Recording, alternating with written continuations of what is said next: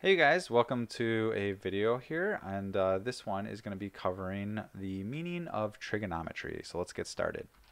All right, so let's talk first about the actual text here. So let's break down the word trigonometry. So trigonometry is an old Greek word, and it literally translates to triangle measurement or measure. So essentially, we're measuring triangles, okay? And so this is actually quite interesting because if you spoke to a typical high school student who's been exposed a little bit to some trig, they might automatically think of what we would call the unit circle. The unit circle when we refer to trigonometry, which is actually kind of interesting because if we're talking about triangles, right, that's literally what it translates to. Why do students think of the unit circle? And real quick, let me just, if you're unaware of what the unit circle is, a unit circle is a circle that's centered at the origin and it has a radius of 1. Okay, so we're going to attempt to answer this question. And in order to do it, I'm going to draw out a circle here. And I'm going to give you a problem to solve.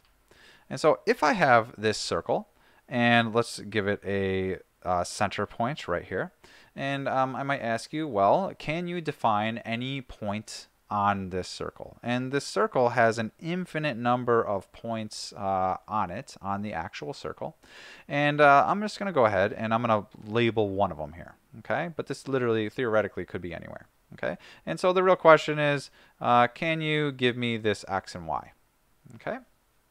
And so after a while, after thinking about this, a clever student might say, well, let's go ahead and add some information here to help us out. Okay, and so what they might do is they might first go ahead and put this on the Cartesian coordinate plane.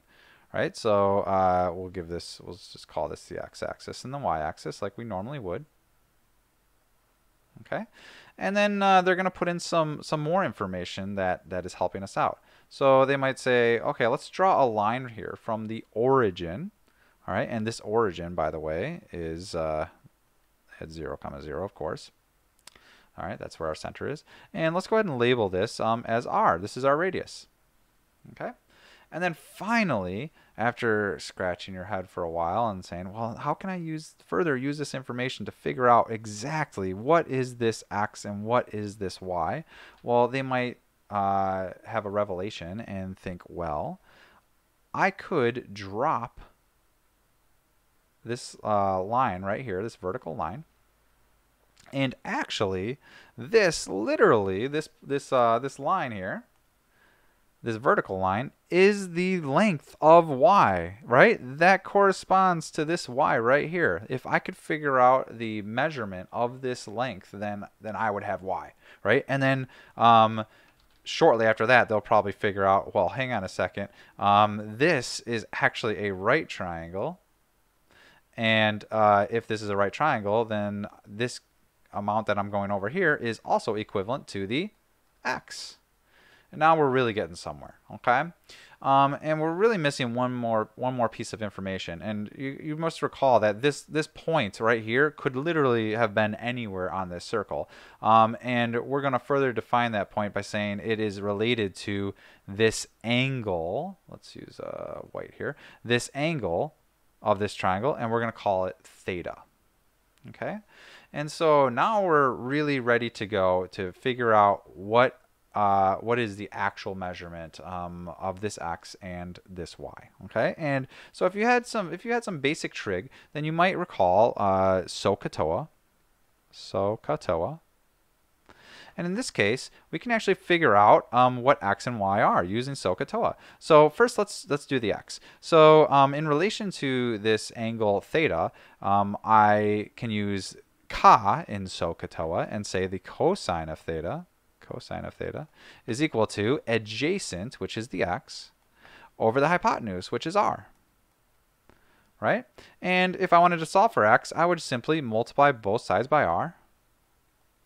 And those r's cancel. So I get, let's go ahead and draw this out here. So I get this x is actually r times the cosine of the angle theta. comma, and let's go ahead and figure out what this y is now using the same method. So the y, I can use so in SOHCAHTOA to say that the sine of theta is equal to the opposite, which is y, over the hypotenuse, which is r. And then multiplying that r over, just like I did in the first one, I would say that r times the sine of theta is equal to y. And so we'll go ahead and put that in here. So y is equal to r times the sine of theta.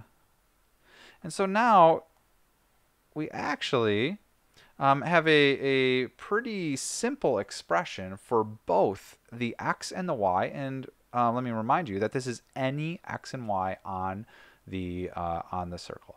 And furthermore, just to completely relate this back to we got triangle measurements, so y unit circle. Well, this is simplified even further, because if you recall, I said in the unit circle, r, the radius, is 1. So that would mean that any x and y on here, as long as I have on the circle, as long as I have the angle, I can express it as 1 times the cosine of theta, or just cosine of theta, and then 1 times the sine of theta for the y, or just sine of theta.